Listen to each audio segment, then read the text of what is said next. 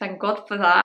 Interesting. I can't even speak today. Guys, welcome back to the channel. In today's video, it's just going to be one of those solo reviews. I'm going to try to be doing this a little bit more often because I think although it's great kind of showing like multiple fragrances, equally just having a spotlight on one particular fragrance, whether it's just launched or whether it's like quite hyped in our community, I always think it's quite fun. I've actually never covered the House of Creed, which is quite unusual because they are a really big house.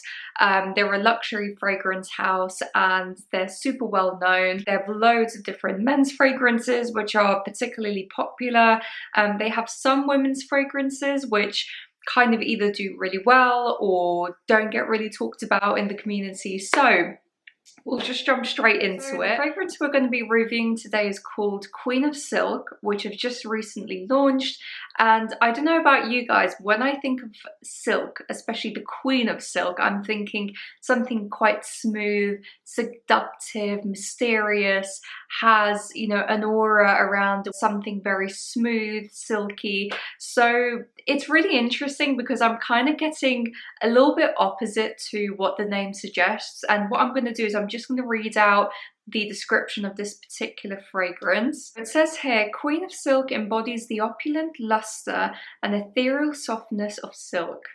Interesting. Weaving together notes of Chinese Osmanthus, Javanese Patchouli, which that's a very interesting name, and Madagascar vanilla in a seductive trail of sensuality. I can't even speak today. First thing that I will say is just to give you guys a bit of a synopsis. I don't think many of you know, but Creed, the House of Creed was bought out last year. And the house was bought out by a really large company called Kering Beauté. I think that's how you pronounce that name.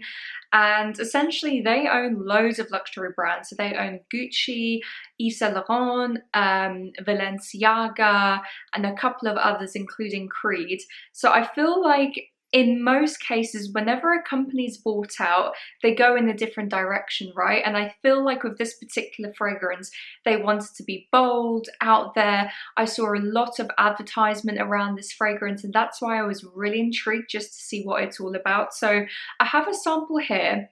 I've already sprayed it on myself a few days ago as well as my partner. I always think it's interesting to see how a fragrance develops on a female skin and a male skin. I know that this is female oriented and I think this is particularly marketed around women's, especially with it having Queen of Silk in the name, but I thought it'd be interesting to also like spray it on my boyfriend as well. So the first thing that I would say is I don't actually find this fragrance particularly smooth.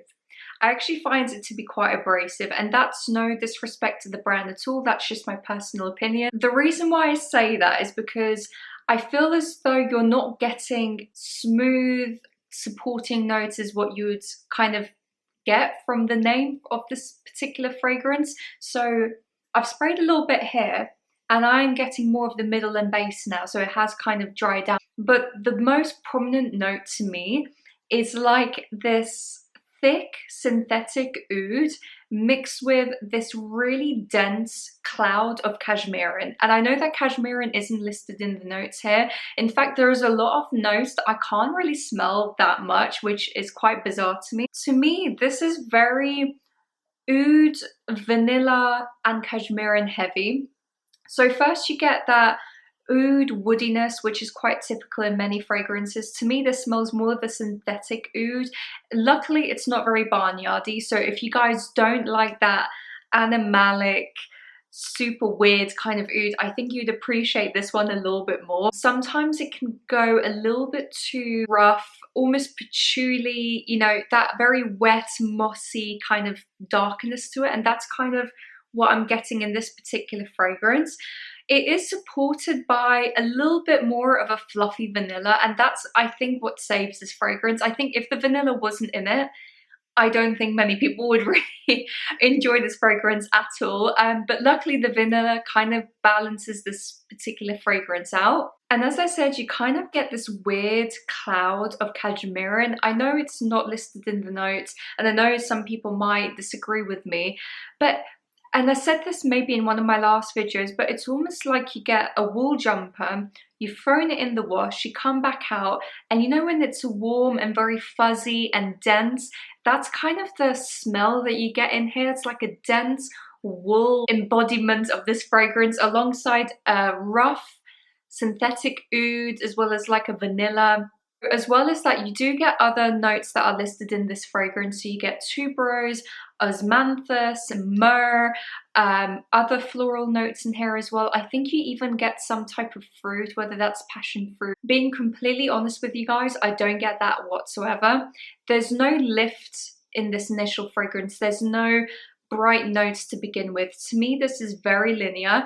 So when you initially spray, you get that blast of oud and vanilla and some sticky resinous qualities from the myrrh, alongside this fluffy cashmere type of vibe. But apart from that, it doesn't change very much. If you are into something that's a bit more bright, a little bit more leveled, again, this won't be for you. Equally, if you are after something quite linear, beast mode will definitely definitely stand out in the crowd, then I think you'd actually quite enjoy this. Alongside that, what I think would actually do quite well with this particular fragrance is because it's quite loud. I don't think it's silky, I think it's loud and a little bit abrasive in a crowd pleasing kind of sense. Like if you're going out clubbing, if you're going out to a huge event, if you want to stand out, I think this is actually quite a good fragrance for that, because you have a huge note of Ambroxan that swallows up the air around you, so people will definitely notice you. That is a given. If you are after something that's quite loud and you want to be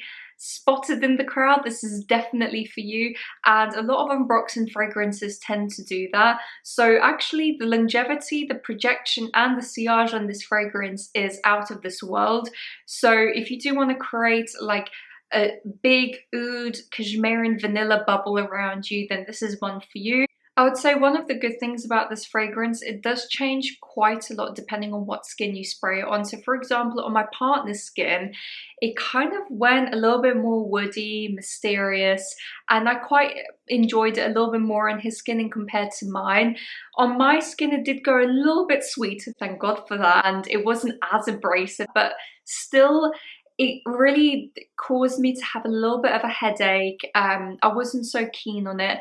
But, you know, having said that, this layered with something a bit brighter, I think could actually be a really beautiful fragrance. So just keep that in mind, guys. Please, please sample before you buy it. I say this to every single person that ever comes into my channel.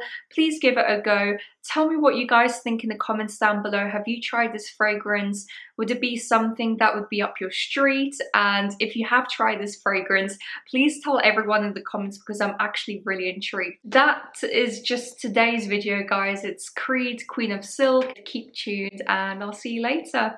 Bye, guys.